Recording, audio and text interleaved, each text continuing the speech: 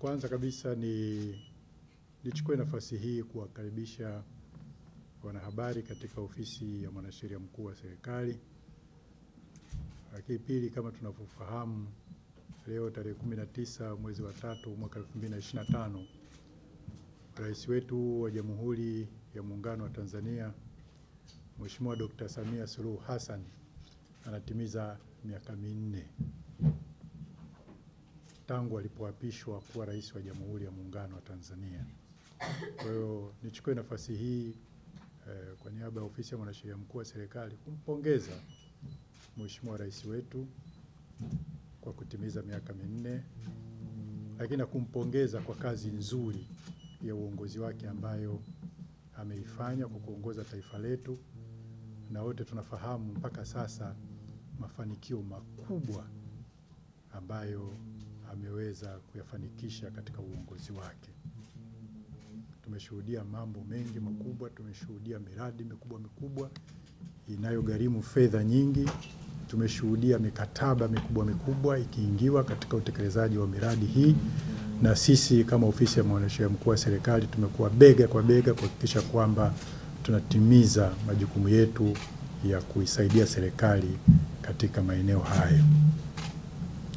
Sasa Mheshimiwa Rais katika kipindi chake cha miaka 4 hii amekuwa akisisitiza mara kwa mara kwamba ofisi ya mwanasheria mkuu wa serikali ihakikishe kwamba inaboresha na inaimarisha uwezo wa mawakili na wanasheria kwa ujumla katika kuhakikisha kwamba wanatekeleza majukumu yao ipasavyo.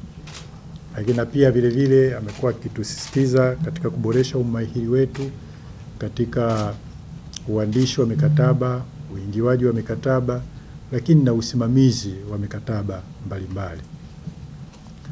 Kwa hiyo na sisi kama ofisi ya mwanasheria mkuu wa serikali tukiwa tumepokea maelekezo yake hayo kwa moyo mkunjufu, ilibidi tuimarishe programu zetu za mafunzo kwa mawakili wa serikali ili kuhakikisha kwamba tunatekeleza azma hiyo.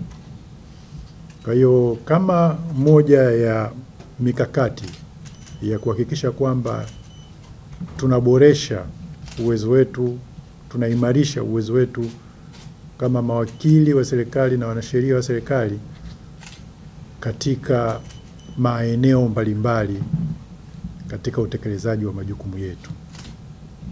Kwa mwaka jana tulikuwa na mafunzo mahsusi ambayo tuliyafanya pale Dodoma, na tulikuwa na mada mbalimbali ambazo tulizijadili katika kuimarisha na kuboresha umahiri wetu katika maeneo mbalimbali ya kazi zetu kama wanasheria. Lakini tukaenda mbali zaidi, tukasema kwamba tunataka tuyadumishe mafunzo haya na tuwe tunayafanya kila mwaka. Kwa lengo lile la kuyafanya kila mwaka, sasa tunakuja mwaka huu wa 2025 kuhakikisha kwamba tunaendeleza pale tulipoachia pale mjini Dodoma. Kwa mwaka huu tutakwenda Arusha, na mawakili wote wa serikali tumewaalika, na mwitikio ni mzuri, mwitikio ni mkubwa, ambapo kwa kipindi cha siku 5 kuanzia tarehe 24 mpaka tarehe 28 tutakuwa tunafanya hayo mafunzo.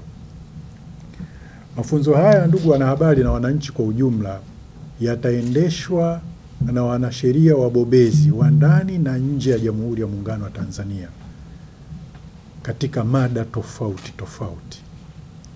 Eneo la kwanza ni eneo hilo ambalo Mheshimiwa Rais amekuwa akisisitiza kila siku katika kuimarisha uwezo wetu katika uandishi, uingiwaji na majadiliano ya mikataba mbalimbali ya kimataifa au hata ile ambayo sio ya kimataifa.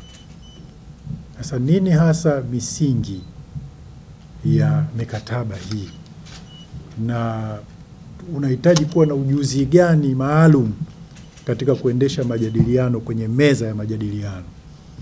nini ni miiko katika meza ya majadiliano, vitu gani unaweza kufanya, vitu gani unaweza usifanye, vitu gani vya kuzingatia, vitu gani uvitarajie unapokuwa kwenye meza ya majadiliano, kwa sababu majadiliano ni pande mbili, kwa hiyo kila upande unataka uvutie kwake.